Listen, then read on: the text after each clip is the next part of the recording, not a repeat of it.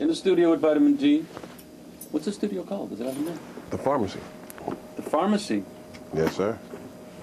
And we've got amazing, amazing chemicals and the Pharmacy. Can you take me through a little bit about what you've got? I mean, this is rather unique for most studios, where you've got some classic gear. Yeah, well, I'm into the classic sound, so How do you define a classic sound? basically old shit. But you know, I'm into more the 70s texture, you know, especially with my synth work. I'm not too big of a fan of the DX7 or that sound, so Okay. I like the move sounds. The 6-track is definitely dope. The keyboard I do use from the 80s that I like is the Juno 106, though, which you see in the back right there. Okay. And I can get some 70s textures out of that, and some new textures if I want to, so that's a good board. How long you been producing?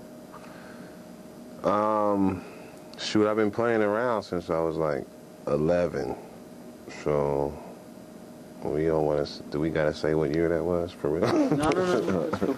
But when was the first time you actually realized that you could this could be not just a lifestyle but a living? When I was in high school, like sophomore year, so I was like 15. Really? Yeah. That's young. Yeah, well, I figured out I want to do this, you know, like for real. Got me a little 4-track, you know. Started producing the little homies that we went to school with, you know. And can you take me through that process? What was it like back then? Well, that's when, you know, hip-hop had a different energy back then. It was definitely more integrated in everyday culture, it seems, back then. I know that sounds funny since it's more of a commodity now, but I'm talking about the original spirit of hip-hop was more embedded in, especially in the black community back then, which is where I was at. So,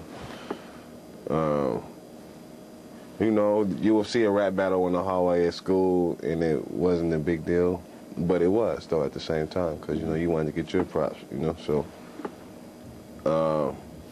I kind of took that spirit of seeing it on the block. I used to work at Langston Hughes Cultural Arts Center, too, which is where a lot of the hip-hop shows were going on back then, you know, and that was probably the only venue that we could really get cracking besides, you know, maybe... Shoot, there was no club action going on. So you was at Langston Hughes, you was at the park, you was at the Boys and Girls Club in a little basement, you know, so.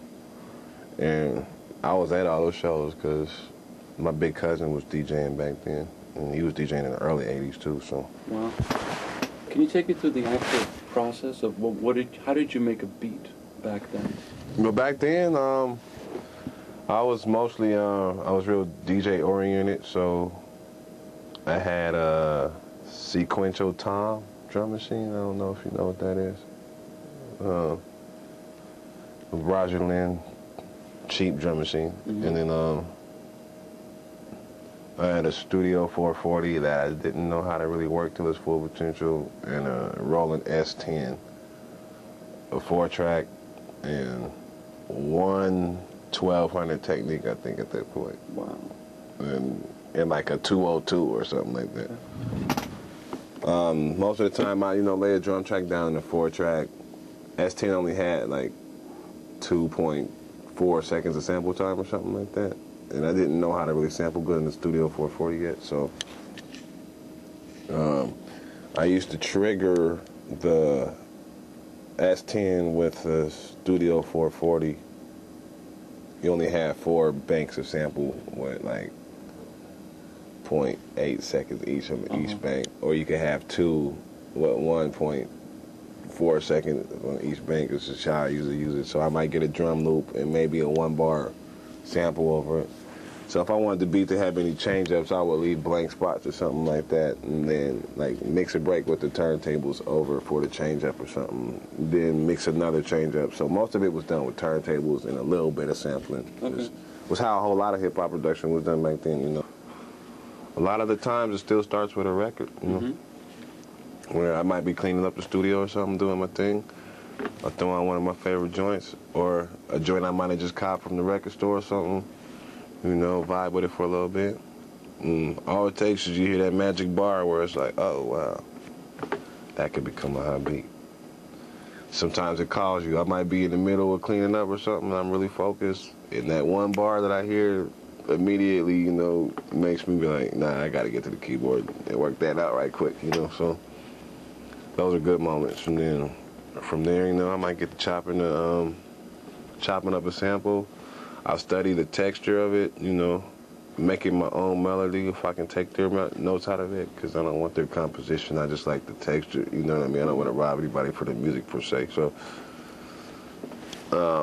I'll study the textures, and with all the instruments I have here and, you know, with my live band homies and stuff, I might replay the sample as it's chopped, you know, with my own notes, but still have their texture and take the sample totally out the equation. And at that point, it's my creation.